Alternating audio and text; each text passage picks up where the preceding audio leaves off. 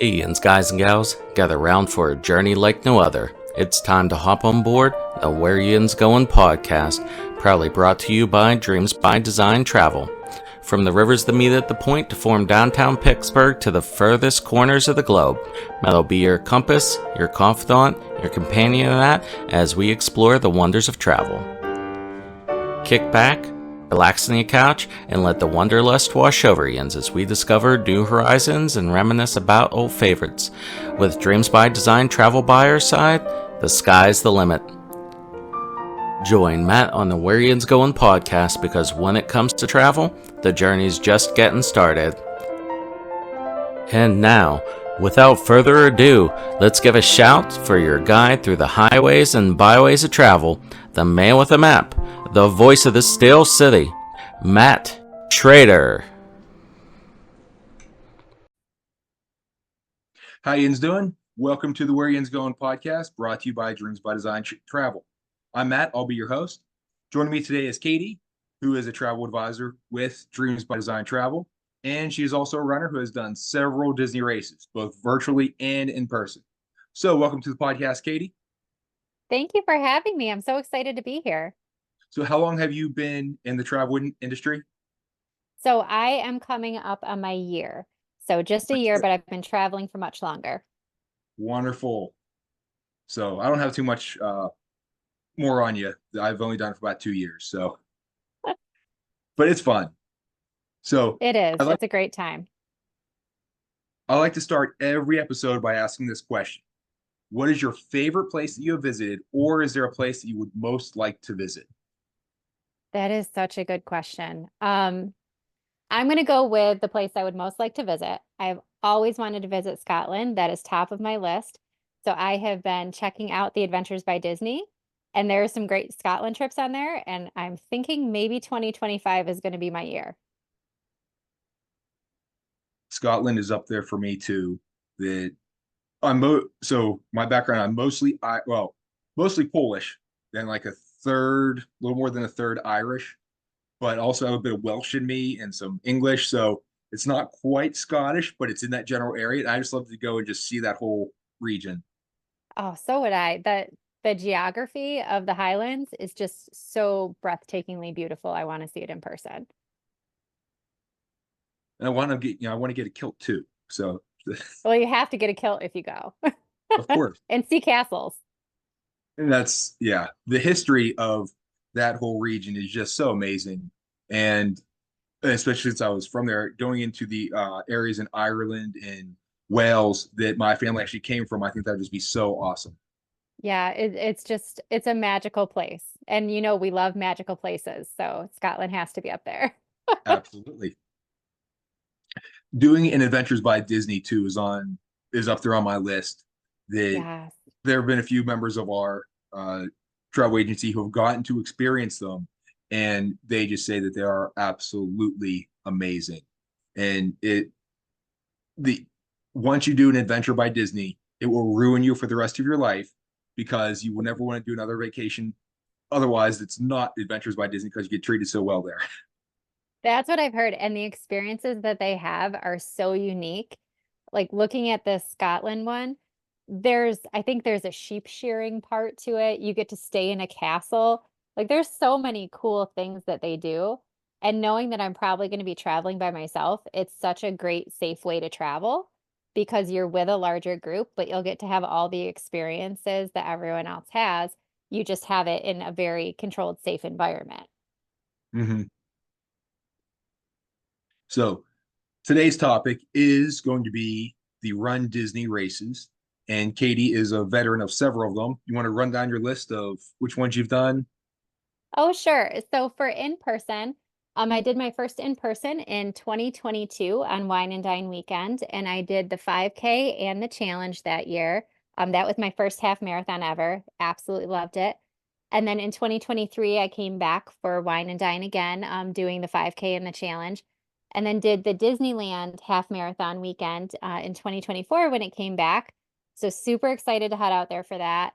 Did the 5K and the challenge for that as well. And then I've done multiple virtuals, including the summer series and the 12Ks of Christmas. Yeah, I'm not quite a runner. I'm much more of a walker.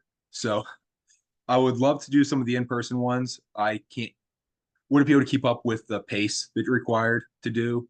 Although 4 knee surgeries have something to do with that. Plus the fact that I just don't like sweating and doing that stuff. That's a whole other thing. Although my dad has done two of the Walt Disney World marathons. He did it in 2005 and 2008. He's done like 19 of them total. So he does half marathons now. Um, That's but I've done, awesome. yeah, he he had to give up the full marathons because he drove my mom crazy. She's like, "No, I worry too much about you." She's like, "All right," so he at least does the halves now. But I am planning on doing my first full in 2025 in January. I just started my training this week. I'm doing the dopey challenge. I yeah, feel a little dopey for signing up for it. and we will explain what all that is in a little bit too. So I've done two of the virtual races because there's no time limit on that and no pace Mhm. limit, so you can go however fast you want.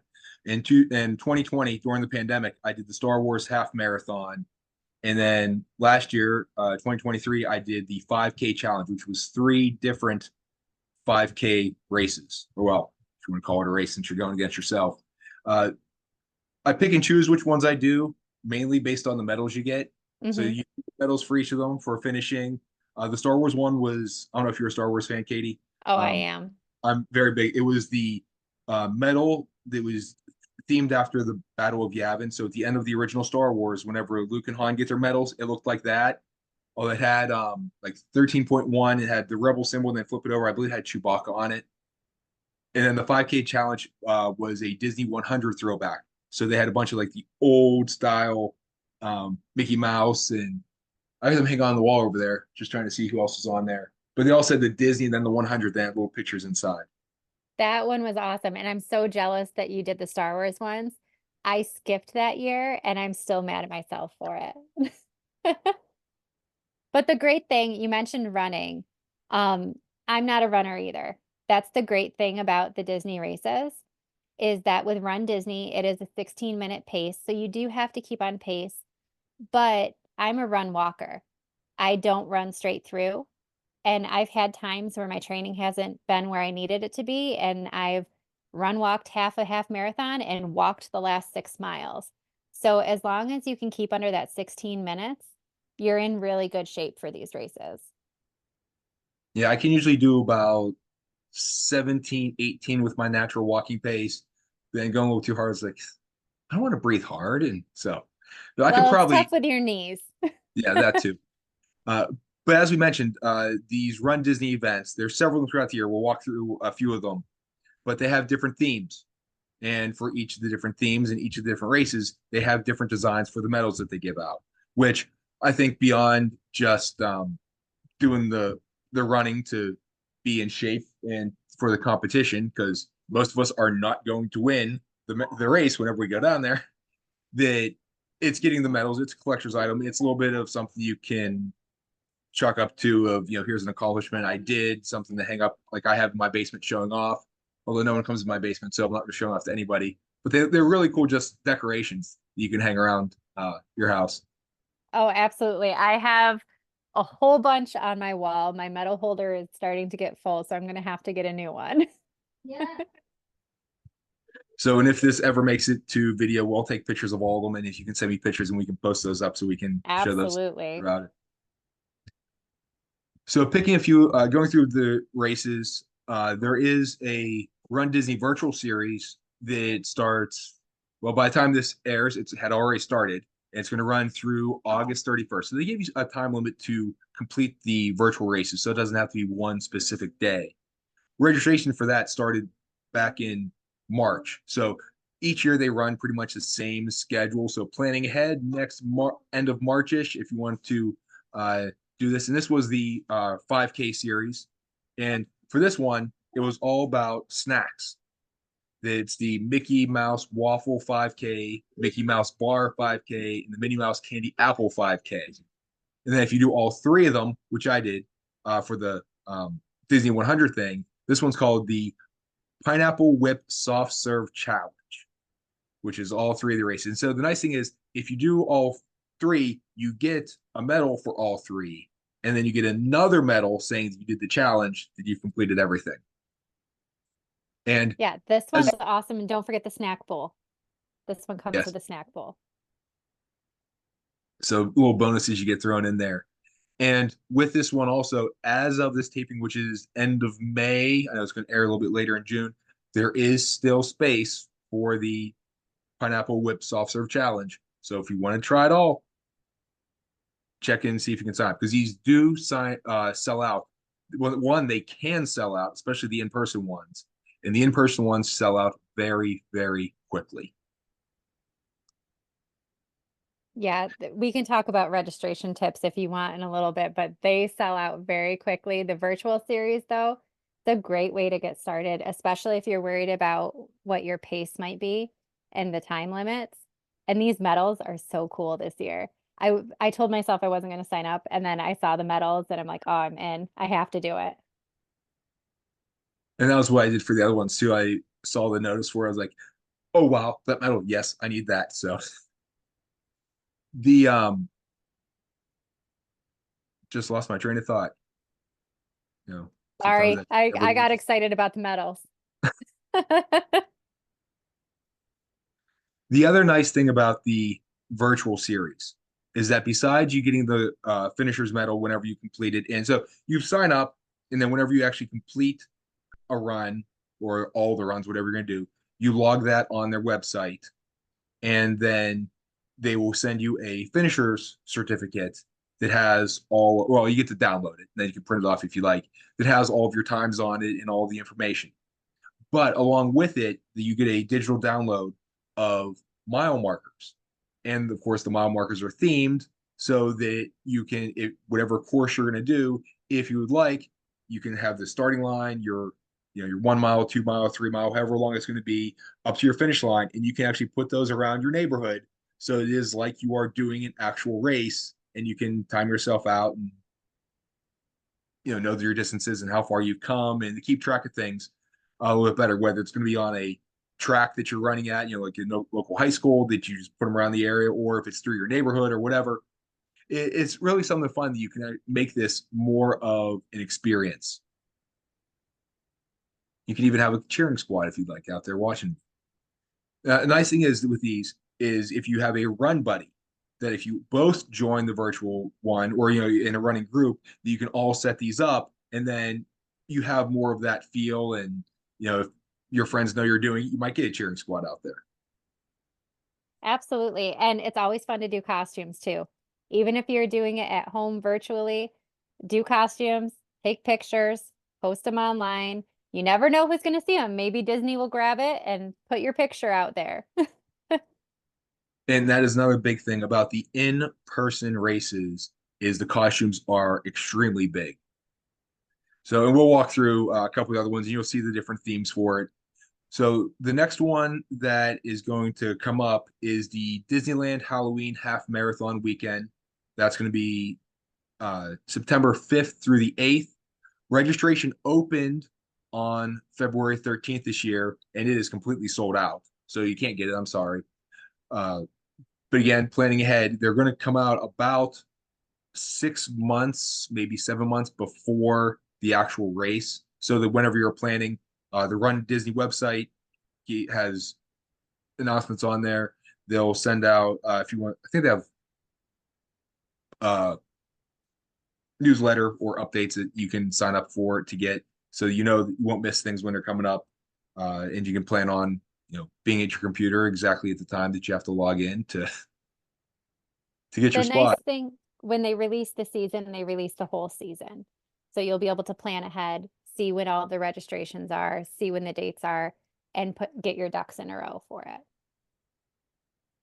And it's not just one race, that they do have various levels. And the Disneyland Halloween Half Marathon, they even have yoga that you can sign up for. So it's an early morning yoga. And that's another thing. If you do an in-person one, these races start very early, like 5 o'clock in the morning, very early. Nice thing is, though, you get to run through the actual parks, which is just so amazing. That out at Disneyland, I'm not sure if they still do, but they used to have like an early morning walk that you could join if you were staying in one of their properties, one of the actual Disneyland hotels, one of the three, and that you could go into it was California Adventure, and you could walk. You had the power walk and keep up with them. It was a fast pace, but you could actually go through the park. Another one just took you around uh, Disney Springs and some of the hotels and just around the outside areas. But I did that a couple times when I was in Disneyland. It was just so amazing to be in the park with nobody else there walking around. It's so cool. And so this Disneyland race was the first one that I had ever done. It was the first one that they brought back since COVID. And I've never done a Disney race like this. The Run Disney race at Disneyland, the corrals were on Main Street in Disneyland. And almost the entire 5K race was within either Disneyland or California Adventure, and you hardly left the parks. It was an amazing course, and you just got to see everything. You ran through the castle, you got to see all of the landmarks and take pictures the whole way in front of Cars Land. It was just so cool. I was blown away by the experience. Starting on Main Street for a race, that I think where was the finish line for that? The finish line was inside California Adventure. So Okay. even after you finished, you still had to walk through more park to get out. And that I would say that's as popular saying now, that's not a design flaw. That is a feature that you don't Yep, have to walk through the park. You get to walk through the park. exactly. And you get to take all of your finish line pictures as you're doing it. So you finished right across from Pixar Pier, so you could get all of that in your background with your finishing medals, and then you get to walk through the park before it even opens. It's pretty awesome. I think the only way that could be better is if the finish line is right through the castle, like across the drawbridge going into Fantasyland. But Yep. and anyone who has not been out to Disneyland, it is much smaller than Walt Disney World. That you walk out of Disneyland Park, there's a little plaza, and about 100 yards away is Disney California Adventure. So they are facing each other very close. California Adventure is actually built where the Disneyland parking lot used to be. And then from that plaza, you make a right coming out of Disneyland, and that's downtown Disney District, which then leads to the Grand Californian Hotel. A little bit farther down is the Disneyland Hotel, and then a little bit sitting back is now the Pixar Place, which I'm very Yeah. excited to see that in person. Oh, I can't wait. And I love it because it is so small. You can walk literally everywhere. There's no taking a bus between parks. You walk across a walkway. It's amazing. And if you're staying at one of the Disney hotels, you don't need a bus either. It's a 15-minute walk. It's maybe a mile from Disneyland Hotel Yeah, down if to the even. park. Probably less. Yeah, and even a lot of the Disney Good Neighbor hotels. The last time we were there was December 2022, so about a year and a half ago, and we stayed probably about a mile away. So it was a 20-minute walk to get to the park, and the big long line of people walking there. And whenever I was there, oh, that's over 10 years ago, that I was single, just went out by myself, and I'm from the East Coast, so going on the West Coast time, I was still on East Coast time, so I was up 5 o'clock in the morning. I went for a walk through downtown Disney District while they were still spraying it off in the morning. And I actually did went to Disneyland's right in the middle of a neighborhood, basically. I did a loop around all of Disneyland in an early morning walk and got back in time to get in line to go into the parks before they opened. So you can't quite do that at Disney World. Yeah, you can't beat the experience. Yeah. But getting back to what the Disneyland Halloween Half Marathon has, there's a 5K, a 10K, the half marathon. Then they have the Chills and Thrills Challenge, which is the 10K and the half marathon. And they also have what they call Get Her Done races, which are for kids. And they are broken down into 4 different categories based on age.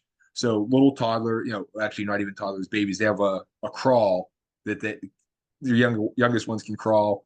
Then that's up to age 1. Then age 1 to 3 has a little race, 4 to 6, and then 7 to 9. So if you want to get your kids into running and having good exercise habits to begin with, something to get them into. And I know my little girl would love that. We went to a charity walk around here and they had a little kid run that just ran around this little plaza twice, and there were maybe 30 kids, and she started running, biggest grin on her face. She's good, just running with other kids. Her favorite game is still tag, that she wants someone to chase her. So Oh my gosh, I love that. And that's something that's really unique to the Disneyland races too. They don't have kids races at Walt Disney World. The Disneyland Run Disney races are the only place that you can see those right now. Not to say that's not going to change. They may come back at some point, but that's the way it is right now. moving across the country to Walt Disney World Resort, the Disney Wine and Dine Half Marathon weekend will be October 31st through November 3rd. At least I think that's what it is. I have a typo in there on my Yep, schedule. that's right. Yeah, and registration opened on March 12th. That has a 5K, a 10K, the half marathon, and then I guess they ran out of names. It's just the 2-course challenge, which is the 10K and the half marathon. Well, so it's called the 2-course challenge because it's Ah, wine and dine. So you have done. Get it. 2-course meal. So there is a method to it. Got it. There is, yep. And the one thing that is different about wine and dine that's really cool is they have an after party. So if you do the half marathon, whether it's the half marathon or the challenge, you get a free ticket to an Epcot after party, which they keep Epcot open until 1 o'clock in the morning, I think it is. And it's included in your race. You can also purchase tickets at a discounted price for, I think they're $97. I'd have to double check the price, but you can purchase tickets for family and friends to come with you as well. That's something that's pretty unique to that race, but it's a really fun time. And that's one of the reasons I think most people run, is so that you can then eat whatever you want afterwards. Absolutely. So going on to some of the virtual races, and if you haven't caught on, we're basically going in chronological order starting now, and so you keep working your way out. The Run Disney virtual 12Ks of Christmas, which are 3 separate 4K races, and that will be available all throughout December, so December 1st through 31st, and registration will open on July 9th. So here's your planning ahead. July 9th is when you can start signing up for the 12Ks of Christmas, which, Katie, that's one of the ones you've done. It is. And that one was super fun. So every one of these races, you get some sort of swag. In the in-person races, you get a shirt with your medals. For the virtual series, you're getting that snack bowl, the summer series. For the 12Ks of Christmas, that one last year, they gave a hot cocoa corksicle mug that was super cute. There was a long sleeve hooded pullover that was Christmas theme for the races. And then the medals were unique because each of the medals was a Mickey ear hat ornament. So they were not the flat medals that you normally see. They actually could detach from the lanyard for the neck, and they look just like those regular ear hat ornaments that you buy in the parks. So those are on my tree now. I saw those last year. I was tempted to get that too. And we were going to Walt Disney World in December. And so December is just such a busy month. I wasn't sure if I'd be able to get it in. So I didn't take the plunge. But looking at the medals again for this upcoming year, I'm like, I think I should do it because Oh, it was so I'll find worth it. time. Christmas and Disney, two of my favorite things. There was no way I couldn't do it. Now, that might be a little bit difficult. I know that whenever I did the virtual, actually both my virtual races, I just did it on a treadmill, which is legal. You're allowed to do that. So especially during December, if you live in a little bit of a northern climate, that both Katie and I do live in places that get snow. Katie gets a bit more snow than I do, though. So that is an option. If you can go to the gym and jump on a treadmill, or if you have one at home, or if you want to power through the snow, or if you get a day that's not too horrible, go for it. Yeah, I was really lucky last year because we get a lot of snow here, but winter started really late last year. So I managed to do them all outside in December, which is very abnormal for me. Not a cold weather runner. And the nice thing that they are only 4K races. So Hmm. running a decent clip, you're done with that within a half hour, so you can tough through it. Absolutely. Yep. Definitely a benefit in December. Yeah, I went to college. I went to is right on Lake Erie, so we got a lot of wind. That we always joke that the you could walk around the block and the wind would be blowing in your face in every direction.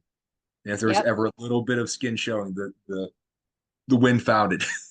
And all that lake effect snow, that's what we get every year. Oh, It comes right yeah. off the lake. Fun times. I don't know that I'd call it fun, but it happens.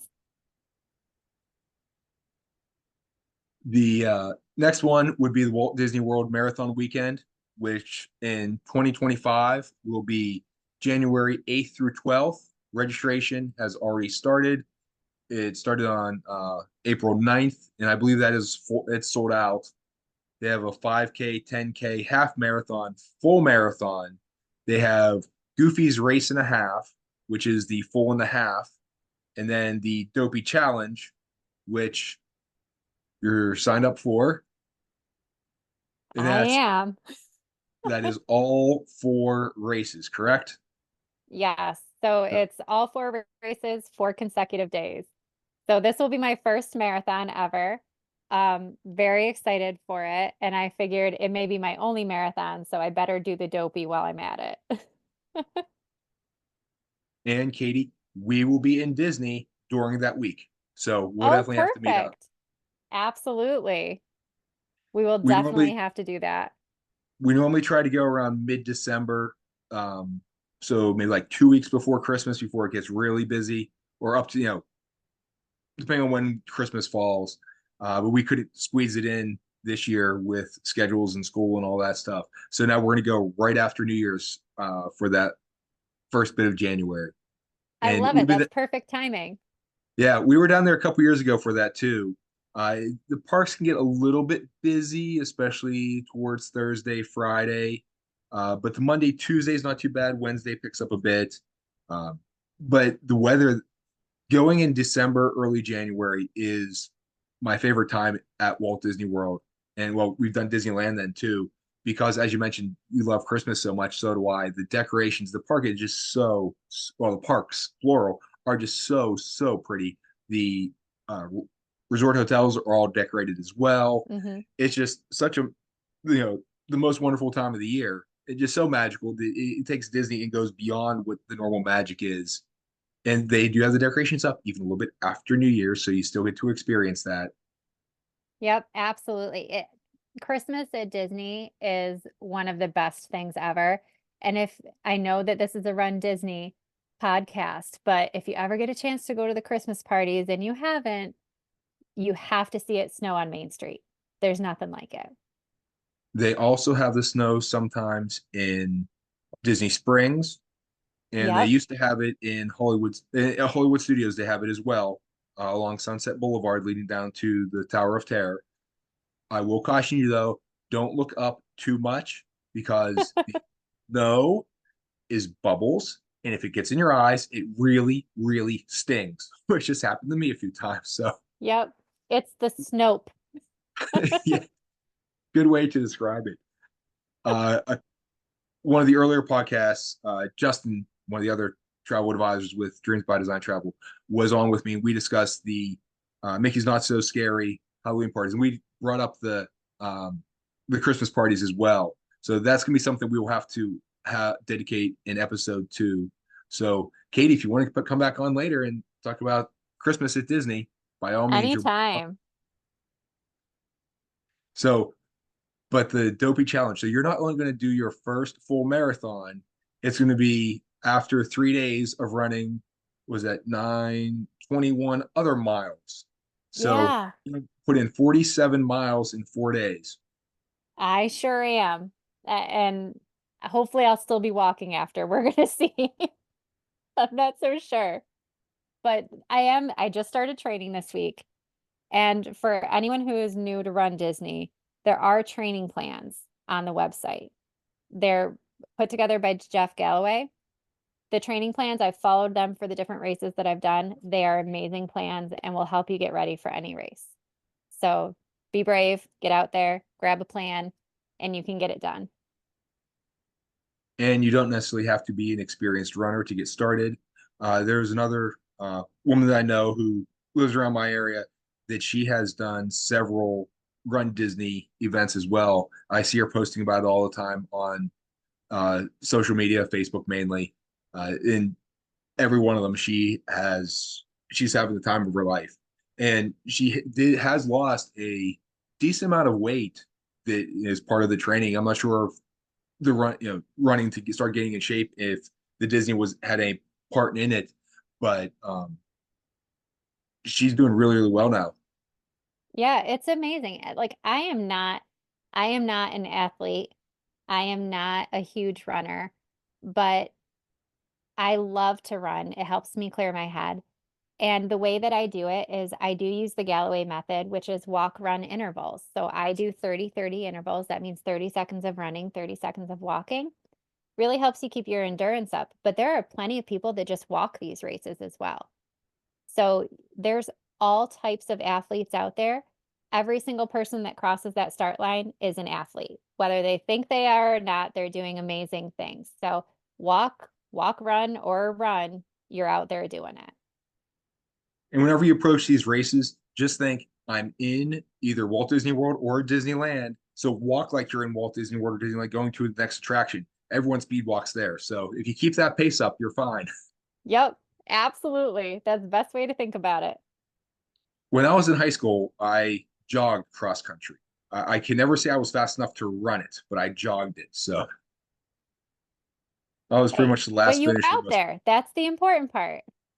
Yeah, a lot of the people who ran it were either played basketball or did another sport. They used it kind of as conditioning, as something to do in the off season. Um, but some of those basketball players ended up being like the best runners, especially for the girls team. So It's amazing uh, how that works. yeah, long legs, who knew? But uh, moving on, after Walt Disney World Marathon weekend, starting on January 30th through February 2nd, will be the Disneyland Half Marathon weekend. They have a 5K, 10K, half, and of course a challenge. Registration will open on June 18th for this. So coming up from when this episode airs, a little bit more than a week after that. Yep, They, that one was the one that I just did this year, and I can't say enough good things about it. It was really a wonderful race. And if you're looking at Run Disney races, the Walt Disney ones are very big. There are a lot of people there. The Disneyland ones are much smaller in comparison just because of the size of Disneyland. So they can be harder to get into. They will sell out very quickly. You have to be ready for registration. But when you go, it is a much more, I don't want to say intimate because there's still 10,000 other people there with you, or however many thousand are there. But it is a much more intimate experience because you are with a smaller group of runners. and if anyone listens to the episode that I have Stephanie on that compares Walt Disney World to Disneyland, that's pretty much what we said. Is Disneyland is much more, it's much smaller, more intimate experience when you just visit the parks, and then the running is same idea. Absolutely. Later in February, Walt Disney World has the Disney Princess Half Marathon weekend. Again, a 5K, 10K half, and then the Fairy Tale Challenge, which is the 10K and the half. Registration for that will open on July 30th. Yeah, that's a big one. A lot of people love doing the princess half, or the princess half weekend. And there's some really great costumes there that weekend as well. And you mentioned the costumes. This is the one that I've seen the most, that people really, really get dressed up in their princess costumes while running. I've seen For people sure. in other races, like the DC Marine Corps Marathon and stuff, that people like dress up in full stormtrooper armor and do that. I was like, all right, one, doing the marathon's bad enough, but in the full armor, that's crazy. At least with the princess costume, you don't need to have the full length dress. You can actually run a little bit. But I've seen a lot of Tinkerbell outfits for that one too. So a little tutu that makes it a little bit easier to run. Yeah, the tutus are very helpful. Not as much chafing when you run for that. So Yep, absolutely. And just it is hot in Disney. No matter when you are doing it, it is warm and you can never predict the weather. So always be prepared for having a very warm morning and a lot of humidity, or sometimes it can actually be cold if you have those odd times when Disney in Florida gets a little chilly weather. I will tell you, Disneyland in January was freezing this year. When we went out to run every morning, it was in the 40s. I was not ready for that. Yeah, whenever we went in 2022, it was in the 40s every morning. That our little girl was only 3 at the time. We had her in the stroller, and we had an extra blanket to put on her to keep her warm. And we all had our, well, she had her winter coat on and bundled up. I had a sweatshirt on and a tassel hat. So it it warmed up maybe into the 60s there. But yeah, it was a different feeling than the normal Disney one. And I've been down to Walt Disney World. Usually when I go down there, the mornings are 60-ish, maybe a low into the mid to upper 50s, and it usually warms up into the 70s or 80s. This past trip, it was still kind of chilly, that it was only about in the 60s each day. So hmm there was one Yeah. time I was down there that it was in the 30s in the morning. Now, luckily, it was the day I was leaving, so I didn't have to worry about it, but that was a shock. Yeah, you just have to watch the weather really closely and make sure that your costume is adjustable for either heat or cold. And definitely plan ahead too with what you're going to do. Yeah, that the trip with it when it was in the 30s, I did a tour the one day of Magic Kingdom, and it was in the 50s. And Florida cold versus cold in other places is very interesting. That whenever it's in the 50s or 60s in Florida, people walk around in like parkas. So hmm especially like in January, if it's we get a day in the 50s or 60s, people are out wearing shorts. So it's so odd, the mentality behind it. But we're Northerners, right? We're used to the cold weather. If I go to Florida and it's in the 50s, I will still be putting on a sweatshirt because I'm in Florida and it should be warm. But like you said, if it's up north and it's like that, I'm in a tank top, shorts. It's great. talk about perspective and relative to what you're used I to. guess so. Next April 3rd through the 6th will be the Run Disney Springtime Surprise Weekend. Registration will open on August 27th. A 5K, a 10K, a 10 miler, a half marathon, and the challenge, which is the 10 miler and the half. At So least I believe that. that one I think doesn't have the half. That It one doesn't, is okay, just the 10 yep, miler. it's the 10 miler instead of the half. So that's the big unique thing about that weekend, is it does give you an opportunity to run a little bit of a shorter race. So if you're not quite ready for the half marathon, but you want to go past a 10K, Springtime Surprise is a great time to do that because you can do the 10 miler. And the 10 miler will also count towards the coast to coast, which I know you're going to talk about as Yeah, that's well. coming up. Yep. Is it, go ahead. I'm sorry, finish. Oh, no, no, go ahead. Is that springtime surprise? Is that a newer race? Was this last year the first time they did it? Because I don't remember seeing it before. So I think last year was or this year was the third year, I think. Okay. Um, it's a really cool race because all the other ones have very steady themes that they do every year. So Wine and Dine always has something to do with the food and wine type theme. The Walt Disney World Marathon is always the Fab Five, or well, a little more than the Fab Five. You get Chip and Dale in there as well, but it's your main characters. Princess is always princesses. Springtime Surprise changes every year. So this year was very much about adventure. It was Peter Pan. Um, let's see, it was Peter Pan, it was Up, and The Lion King. And then the challenge was Stitch's Ohana Challenge. So it was all about adventure. Last year, totally different themes. And then the year before that, I think it's been 3 years, but that one may have been only virtual, but it was the park rides. So it was Tower of Terror. Um, gosh, I'm trying to think of what they were, but it's cool because it changes every single year. And again, that adds to the intrigue of it and the popularity of it that you get something new each time. And whichever Disney park you go to, whenever there's special merchandise, there are lines out the door and around the corner and down Main Street to get them. So Disney Oh fans yeah. know their stuff and know what they like. Yep, and the expos prove that out. Everybody wants all of the merch. So, but as Katie just mentioned, there is what's called the Coast to Coast Challenge, and there's a couple ways you can complete this. One is to do the Disneyland half marathon, and then either the full or the half at Walt Disney World.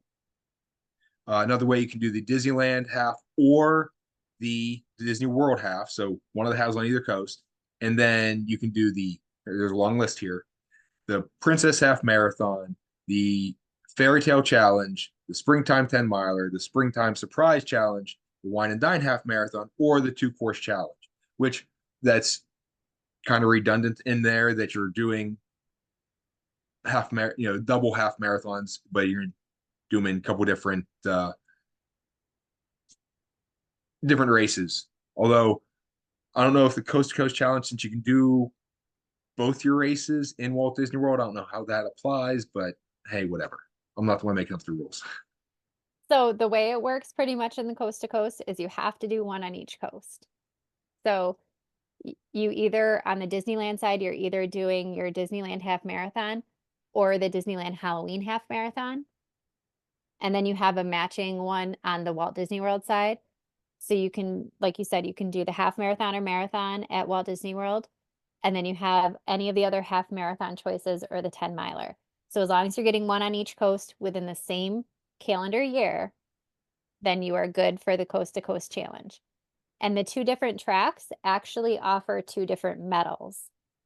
So if you do like the Disneyland half marathon, and then you do the Walt Disney World half marathon, that qualifies for track one, you get one medal.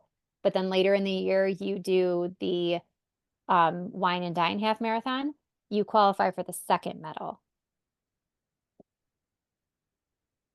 I must not have read the full fine print that they had on there. I was just listing down the options they had. Yeah, it's pretty cool. The two medals I actually like they look different. So depending on which track you get is the medal that you get to go along with it. And that's brilliant marketing strategy by Disney that you're giving Absolutely. them Yeah. in because they want their extra bit of merch and swag or their reward for doing stuff. Yeah, and at the expos you can buy like coast to coast pins and things like that. So when I did Disneyland this year, I bought my coast to coast pin because when I get to Wine and Dine, I want to get my coast to coast medal and have my pin to go along with it. Are you a pin trader as well whenever you normally go to the parks? I am more a pin collector. I'm really bad because I like the pins I buy and I don't want to give them up. So I have a whole bunch of pins, but I won't trade them with anybody. Have you done any of the behind the scenes tours at Disney? I have not. They are bucket list items for me that I just haven't done yet. If you get the chance, you do get pins with those as well. So I've done a couple, and yeah, those are ones that they're I'm tempted and I'd like to put them on my bag, especially when I go to Disney to display them. But I'm so nervous that what if it falls off and I lose it? So it's Yeah. like safe deposit box type thing. I love that they give you the pins though. And so my girls love to wear the pin bags in the Mhm. parks. They got the locking pin backs, and those have worked really well for us in keeping the pins on. Yeah, the one for the Keys of the Kingdom tour, you get a little key that is the pin. And it's like a normal pin that you put through, and then it will have the latch that comes on the back. It didn't, whenever I've had it out, it has not always stayed on. So, like, too Yeah, I nervous to wouldn't wear. risk it either. Oh, that does give you another reason to go and do the tour again. But That's true. And the best thing is that Disney gives you so many reasons to redo and just go again and again and again. I love it. I am also a big ear collector. So for the races recently, they have been releasing ears for most of the races. So if you are an ear person, yet another reason to run Disney. that's awesome. One other thing is if you join Club Run Disney, it can help you out with your registration. That if you're in Club Run Disney, you can register a week before the general public. So you don't have to quite, be on your computer clicking the button as soon as it turns, like 10 o'clock in the morning, whenever it gets released. You can, wait till 10:02, and then you can do it. Yeah, so Club Run Disney is really cool. There's 3 different levels to it. I'm actually a silver Club Run Disney. This year, I am hoping to upgrade. They can be very difficult to get into. Sometimes you have to start at the silver level and then upgrade each year because you have early access to the upgrades. But with the silver, actually with all 3 of them, you get a member jacket, which is a really nice running jacket. I love my one that I got for silver. You get a Club Run Disney magnet, a membership card, and then you also get a virtual 10K medal. So there is a virtual 10K just for Club Run Disney. For the silver, you do not get the early access to race registration, but you do get the designation on your bib so everyone can see that you're Club Run Disney and you get all the cool swag that I just mentioned. But with the gold, that's when you start to get some of the registration benefits.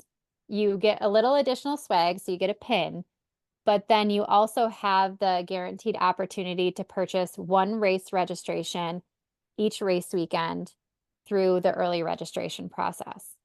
You also get the benefit of early access to the expo. So you get to go in ahead of everyone else into the expo to purchase your Run Disney merchandise. That's actually a big benefit because things can sell out very quickly. So definitely something to look at. And then the platinum membership has everything that the gold does, but you also get access to 2 registrations that through the early registration process. So you can register for 2 races. You can only register for yourself. You can't register like the half marathon for you and the half marathon for somebody else that you want to go with. They have to be for you, but you can get 2 for each race weekend. You get access to the Club Run Disney headquarters where you have a separate packet pickup. So you get kind of expedited packet pickup. And you get early access to the expo, and you actually get the first access to the expo. So platinum members go in first, and then gold members, and then it is a virtual queue system for everybody else. The last benefit of platinum is you get upgraded corral placement.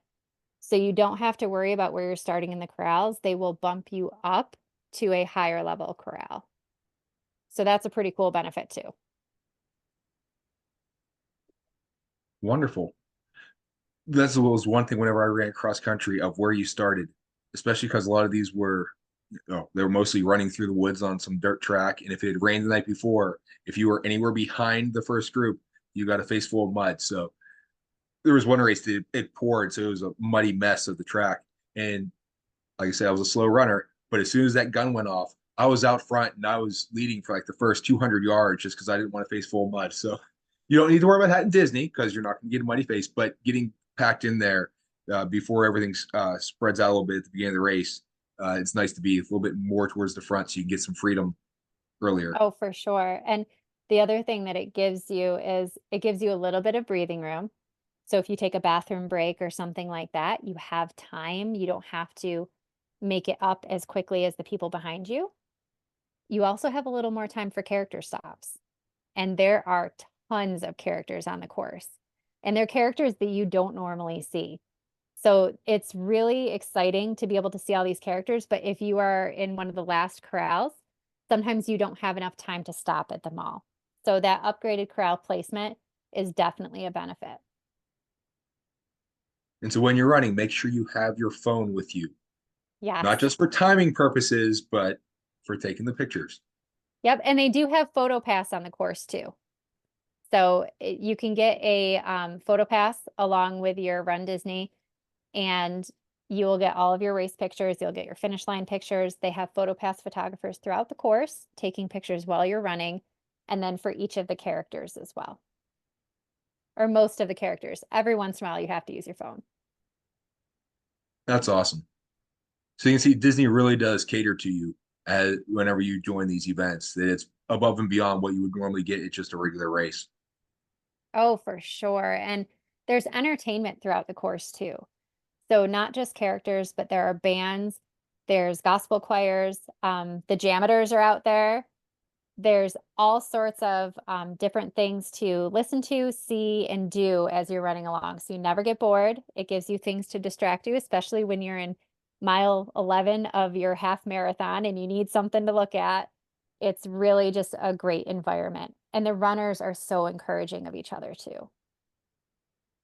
Yeah, I've been in part of other groups along those lines, fitness, to keep people in fitness regimens, whatever, and the groups are so supportive, and it's, hey, you can do this, yeah, and if you ever do hit that wall, they're right there to help you with that second wind. Yep. There's never a time you're on your own in a Disney race. My just a quick story, my very first half marathon weekend that I did the 5K, the 10K, and the half, and my running partner got sick and couldn't make it at the last minute, and it was my first half marathon ever, and I was absolutely just terrified. But I went there, and I was on my own, and it didn't matter because I had a whole bunch of new friends there that I knew were gonna encourage me throughout the race, and I didn't feel on my own at all, and that's how it is for any person that's coming to these races. Right now, with as Katie mentioned, you have to sign up for your own races, so we can't do that for you as travel advisors. But when you're going now, we can book your rooms and your park tickets, and we can help you with your dining reservations. I especially recommend going like Mama Melrose the day before the race, just you can do your carbo loading, things along those lines. Maybe a little pizza rizzo. I don't know if you want to get quite as much grease, but Tony's Town Square restaurant. You can reenact a little uh, Lady in the Tramp there too. So it's all good. Well, and the other thing too is definitely work with your agent to book early. If you know that you want to go to a race, you want to book your rooms ahead of that registration or right after you register because the rooms will start booking very quickly. So it's important to plan ahead and really work with your travel agent to make sure that you have all of your ducks in a row and you have the rooms that you're looking for. And even if you aren't running, going down to one of these races to support the runners and just to be in that environment where you're going to see people throughout the day who have done the races in the morning wearing their medals to the parks, and it is, last time we were there, it can get a bit crowded, but when is Disney not crowded? But it's a fun atmosphere even for somebody who does not participate in the event itself. So whether Yeah. someone who's going to go down and support them, or just to go down to enjoy and cheer other people on and congratulate them, especially after they've done a full marathon and then they're out doing another marathon in the park, the normal walking, it's a good environment. It is. And everybody can be a cheerleader. Like you said, you don't need to know somebody running. Being a cheerleader is still a really fun environment to be in. And if you really want to be part of the races, but you don't want to run, you can also volunteer. Walt Disney World and Disneyland both have the opportunity to volunteer to support the races. You can hand out water, you can hand out Powerade. Sometimes you end up handing out the medals at the end. So if that's something you're interested in, there are opportunities to volunteer at the races as well. That reaches pretty much the end of the things that I had to discuss. Katie, is there anything else that you wanted to bring up or anything we had missed? Um, I don't think so. I think we covered pretty much everything. All I can say is that it is a great time. There's just so much opportunity to see characters that you don't normally see, to meet people that you never would have met otherwise, and to support your fellow runners and get support yourself. It's a phenomenal environment, and I can't recommend it enough. I think everybody should do it at least once. And the 5Ks, well, it is still a 16-minute pace technically. They are not timed. So you can really do a 5K, even if you're at a 17-minute pace, you'll still be able to finish and you'll get that experience. And one last thing, go back. Was there anything else you wanted to add about the costumes? Were there any that stood out to you that we had mentioned before? Oh my gosh, I have seen some crazy costumes in my day. Um, they did implement new costume rules this year so that you cannot have costumes that fully enclose you. But I think my favorite costume, which probably is no longer in the rules, was the Encanto table. And it was like the costume was huge, but it was so intricate and just very cool to see. There have been some amazing things that I've seen through the years. So definitely bring your camera just to take pictures of other people. And I will always say Jogging Jack Sparrow is at every race and he is fantastic. So look for him too if you're down there. So that's another thing. Before you decide on your costume or design your costume or put it together, make sure you read the rules and regulations of what you can wear. Just like even for the Halloween parties, there are rules and regulations, even though your costumes are allowed. Secondly, if you're going to make a costume, give it a test run because you do not want pieces to fall off while you are running, because then you have to go pick them up and then carry something, which is going to slow you down, and then it's going to kind of ruin the atmosphere for you because you're not going to have your full costume on. Do the test run to make sure that, okay, this is not going to rub here and give me a blister or a rash or whatever else. So um, preparation and planning ahead of time are very important aspects of costume design. Absolutely. Safety first, but definitely never do anything new on race day. That is the golden rule of any race. Nothing new on race day. So ending the episode here, we're going to give some travel tips. So for mine, it's use a travel advisor. Not that I would benefit from that or anyway, but even if you don't need a travel advisor, use a travel advisor. So whenever, especially specifically for a Disney trip, well, dining will, if you're staying on property, dining opens 6 days beforehand. If you have a travel advisor, he or she will be up at 6 o'clock in the morning to book those dining reservations for you. Or if you want something like Savvy's to build a lightsaber or to get into build your own droid at the droid depot, they're going to be the ones who are waiting on hold to book those so you don't have to. If something would go wrong, of course, it's not going to go wrong with a Disney trip because nothing ever goes wrong on a Disney trip with Disney because they're perfect, right? But if something would go wrong with a different trip, of the hotel books you puts you in the wrong room or whatever, or it's a cruise when there's an issue with the excursion coming up for tomorrow, the travel advisor is the one who's going to be an advocate for you. They're the ones who can make extra phone calls. And if it's just a person traveling who's saying, hey, you messed this up for me, whether it's a hotel or a travel company, they might not, or wherever you're going to go to, they might not care so much about a person traveling. But if it's the travel advisor making the phone call, this person has more power to either send more clients to them or not. So there's a higher chance that the hotel or wherever might take them a little more seriously or to move things along a bit quicker. If the kind of like, I'm going to get your father to come in here, with mom doing that, or I'm going to get my big brother to come here and he's going to beat you. It's having someone else in your corner that might have a little bit more pull. And so while the travel advisor is the one who's taking care of whatever issue came up, you get to go and enjoy your trip. So it helps with a little bit of peace of mind. Okay, did you have a tip? Yeah, but I mean, I love yours. That is really, it's an incredible opportunity to have an advisor in your corner who can help support. My tip is don't sweat the small stuff. So if your reservation at the restaurant is running behind, so you have to wait an extra 15, 30 minutes. If you aren't able to ride the ride at the exact time that you want and you have to come back later, those things can feel really big in the moment because Disney can be a stressful place for families. But in the end, you're not going to remember that in 5 years and 10 years. What you're going to remember is the smile that is on the face of the people you are with or the warmth that you felt when you looked at that castle on your solo trips. So don't sweat the small stuff, enjoy every moment, and just make the memories. So that's my tip.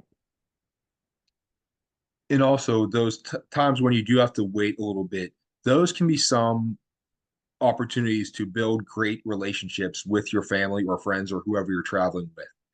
We're waiting in line with our well, my wife and I, whenever before we travel, had our little girl, we'd have her iPad or whatever, we'd play Scrabble.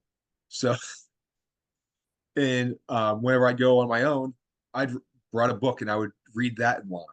So you can use those as opportunities to do something else. Now with our little girl, we'll often play games.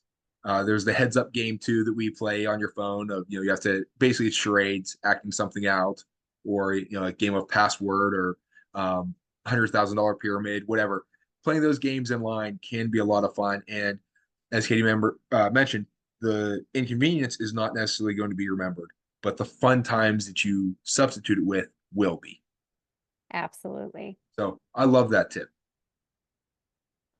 So if you have a destination or an experience that you'd like to have us discuss on the Yinz Goin podcast, or if you'd like to share your favorite destination or travel tip, feel free to contact me. I'd love to hear your feedback and ideas. Katie, how can people get a hold of you? So you can get me on Facebook and Instagram. I'm not sure if you're going to put the links in the bio or not for this, but Yeah, they'll be in the show description. perfect. So you can get those links there. And then you can also email me at kdt@dreamsbydesigntravel.com. Make sure it's Katie T. So Yes. there's more than one Katie. And in another episode, you'll meet the other Katie too. We're going to talk about her trip to Disney Cruise Line trip to Alaska. Ooh, I'm jealous of that one. I can't wait to hear that episode. That is on my bucket list of going. As this airs, I have a couple who's just getting back from a cruise to Alaska and then other like land excursion too. They're spending a couple days before there for their 20th anniversary. So That's awesome. It looks they're amazing. doing some things. Oh, they're doing some things there with like a flight scene tour to see Denali and an extra like whale watching and seeing glaciers that I'm jealous. So am I. So you can reach me social media. I'm at Matt with DBD on Facebook, X, and Instagram. My email is matt @dreamsbydesigntravel.com. The website for our company is dreamsbydesigntravel.com. And again, this information is going to be in the show description. So if you didn't see it there, you can look. So if you'd like to contact us to book a trip, or if you have any questions, whether about runDisney or anything else, feel free to let us know. Like, follow, subscribe, leave a review, tell a friend about the podcast. We'd love to grow our audience and get more feedback and make things better for you, better listen for you. So, Katie, any final words before we call quits? Just don't be scared. Get out there. If you want to do it, there you have a whole community behind you. And if anyone ever has any questions, you can feel free to reach out to me. I'm happy to walk you through any processes. Wonderful. So join us next time. We're heading out. We'll see you later in that. So long.